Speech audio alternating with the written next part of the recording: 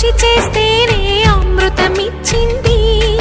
అవరోధాల దీవుల్లో ఆనంద నిధి ఉన్నది. కష్టాల వారధి దాటిన వారికి సొంతమవుతుంది.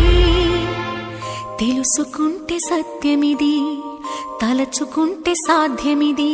మౌనంగానే ఎదగమని మొక్క నీకు చెబుతుంది. ఎదిగి